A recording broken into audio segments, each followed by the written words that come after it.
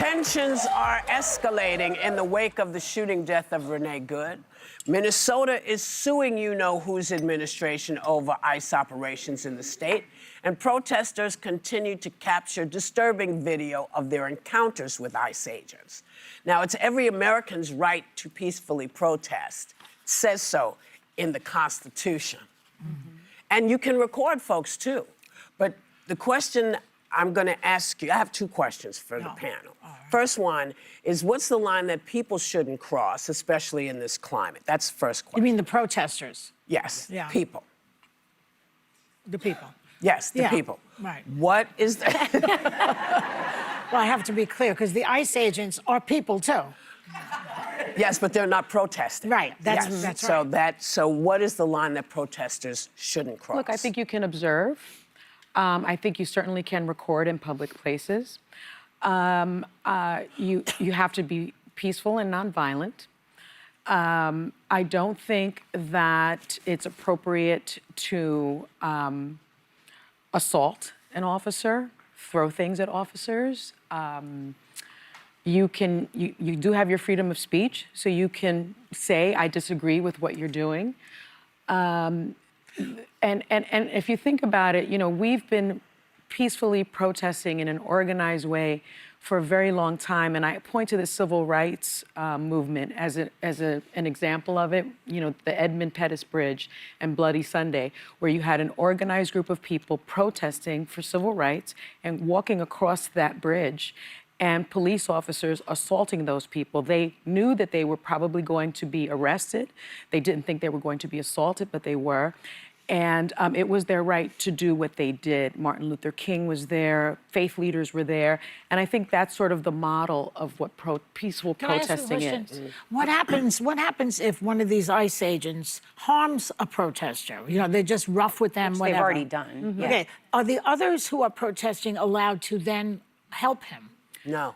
No. Unfortunately, so who would help that person? They could come to medical aid You can come to medical aid afterward, but you don't want to interfere with the detainment. But I will say this, some of the things I think that people are talking about most are about what happened with Renee Good and the car.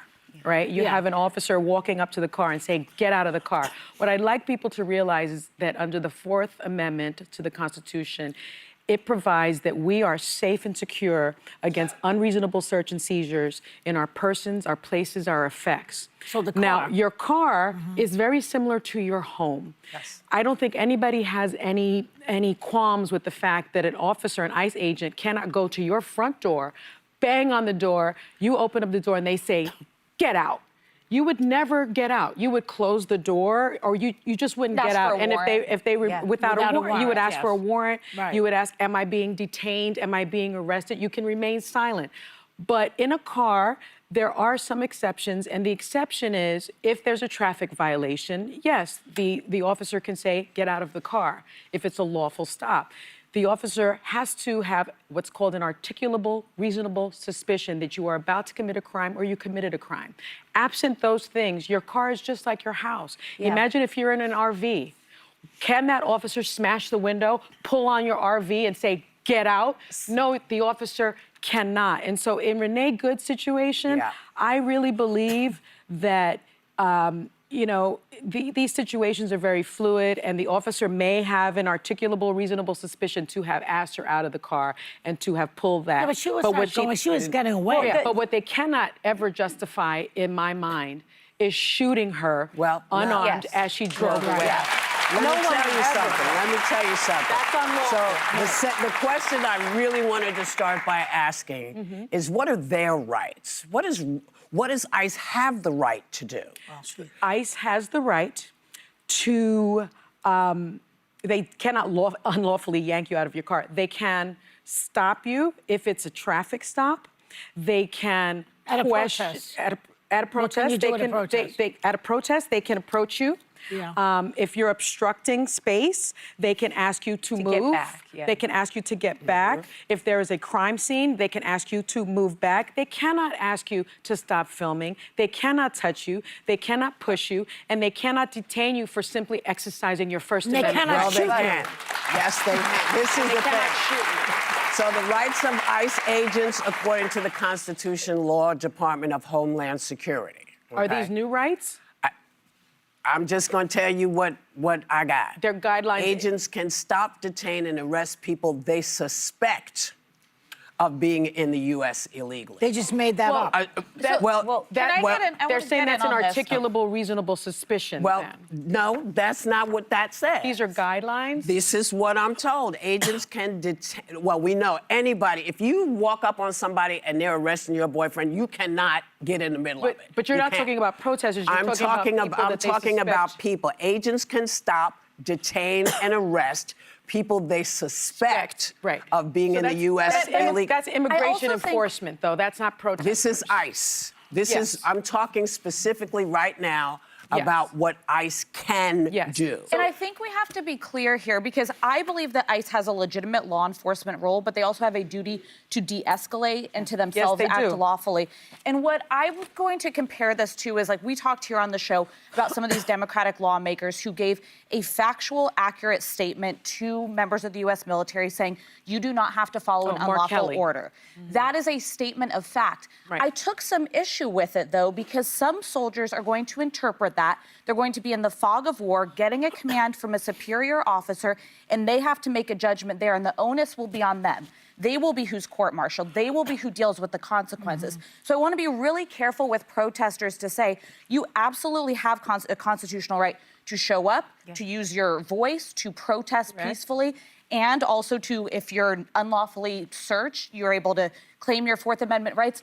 But it can get very murky. In this case of Renee Good, they're talking about this vehicle becoming a deadly weapon. Right, but this is because this is you know what? Let's stick to the fact. The man shot the woman. He had no reason to shoot her. These people. Wait. Let me just get there because it's important for me to finish this. You know, when you say, I suspect that you're here illegally, based on what? Did you hear me speaking Greek with my Greek friends? Does that mean you can walk up on me and say, I don't know that you're here legally? They use race. But it's even different than that, what I'm saying. This may be people who are lawfully U.S. citizens. We saw this video of a Target employee who is a U.S. citizen. But what I'm telling people is you need to exercise judgment because, while the law may conclude after you have your day in court that you were right to pause, to videotape, there is going to be this moment where the person in charge is that law enforcement officer, and it could escalate very quickly if you are not taking precautions and stepping back when they're moving forward. I think people need to be extremely careful or we're going to see more escalation. They shouldn't be there in the first place. Well, first of all, it's your right. It's your right to film. It's your right to be there. It's your right to be there. What we're being told, basically, is either you go out and you protest, and you know something could go wrong, or don't go out and do anything. So those are your choices. Those are your choices. Well, they have some rapid response network training, which the woman who was killed was also doing some of these trainings where you're taught, you can whistle at the ICE agents, you can warn the community, you can video them.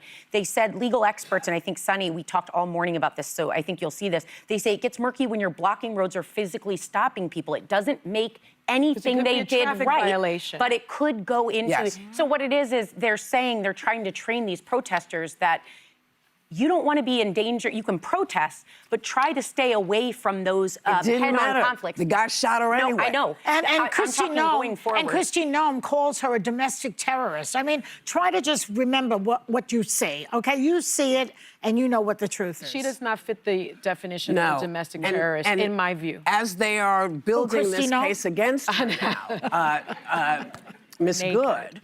You know, they're going to see who she's been associated with. You know, this is what they have been doing. This is what they did with Comey. They couldn't figure out a way to get him, so they fired the people and then hired somebody new, and they still couldn't get him. This seems to be the new playbook.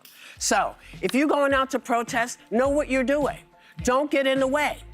Don't get in the way.